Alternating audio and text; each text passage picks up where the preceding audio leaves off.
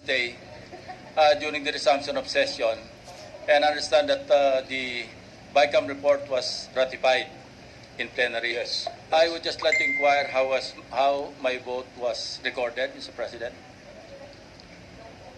There was no vote from the gentleman from Cavite. Anyway, I would have voted in the negative, and I have my own reasons. First, there was no annex sent to us.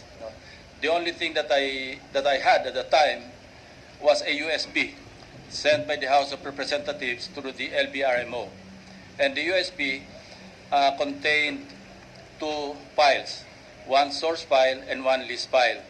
When we examined the both files, the source file revealed that there are budget items or line items, 1,253 in total, worth 83.219 billion pesos. The list file contained line items, 742 line items amounting to 16.345 billion pesos.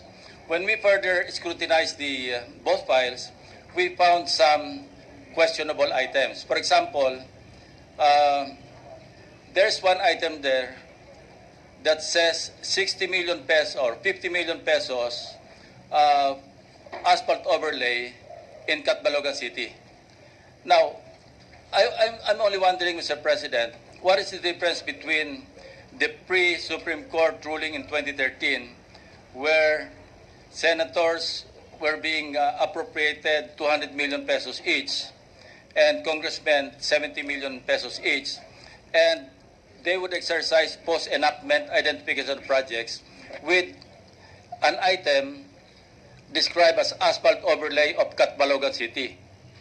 In other words, what I'm saying, Mr. President, is there is no project identification except asphalt overlay of Catbalogan City. We do not know where the 50 million pesos would be spent or allocated, which portion or which roads in Catbalogan City in Samar. So I cannot see any difference between the pre-Supreme Court ruling in 2013 and the post-Supreme Court ruling declaring pork barrel as unconstitutional. There are other items, Mr. President, like reconstruction, rehabilitation of road Balayan, Batangas, reconstruction, rehabilitation of road Nasugbu, Batangas, reconstruction, rehabilitation of road Lemery, Batangas. Now, we spent so much time in deliberating on the 2020 proposed or budget measure. We spent countless hours studying and then debating not only on the committee level but on the floor as well. And then when we corrected items which DPWH at the time admitted to have submitted lump sum appropriations, which they corrected by submitting errata. And we will find out later that during the BICAM signing or the BICAM report signing, the same items would resurface. So those are the reasons and more why I would have voted or why I would have dissented in the ratification of the BICAM report. As we speak, Mr. President, there's still no annex being sent. I don't know if the LBRMO has received the annexes of the details of the line items, which was contained in the BICAM report, which was signed last Wednesday morning and ratified last Wednesday afternoon. Having said that, I would not have signed a BICAM report containing nothing except summary of increases and decreases. And there are other items like 60 million pesos or 8 flood control projects, each worth 60 million pesos, as seen on the screen. So how could I sign a BICAM report and vote for the ratification if there are items that are all in round figure, down to millions of pesos, not even thousands or not even hundreds of pesos. when during the budget deliberation, we were trying to correct this. And I would like to find out from LBRMO if they have already received the details of the BICAM report in the form of annex or annexes. Because I understand as of this morning, they have not received any. And I don't want to have a repetition of what we experienced last year or early this year in April, when we had to, or the Senate President had to write the President of the Philippines to manifest objection or disowning of several items that were included after we ratified the BICAM report. So in closing, there are many items because there are two files, as I said, 83.2 billion pesos worth of PAPs and 16.345 billion pesos. Now, we do not know, we're not certain if the list file containing several items is the only one inserted in the BICAM report. Because as per our information coming from the agency or agencies themselves, they're not even sure because they deleted several items that they submitted to us and replaced those items with different items. Apparently, items that are not described properly or not given proper details, Mr. President.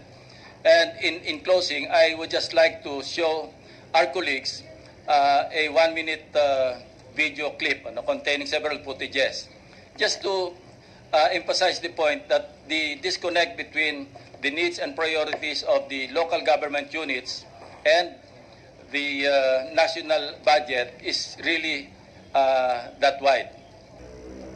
Now, Mr. President, seeing items like 30 million pesos for construction of a bridge that I do not even know where, I don't think it is proper for me to sign a BICAM report or even vote in the affirmative in the ratification of that BICAM report. That's all, Mr. President.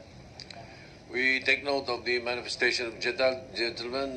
If there is no objection from the floor, we would like to refer the manifestation of the gentleman from Cavite to the Committee on Finance.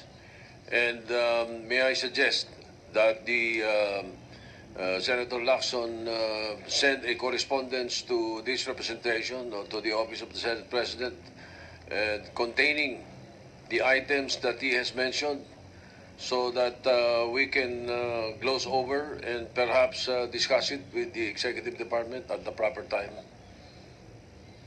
Will the gentleman please accept my suggestion? I didn't quite hear you, Mr. President. I was suggesting that you send a correspondence to my office containing all these points that you raised. We will do that, Mr. President, So although that we it's can not yet perhaps final.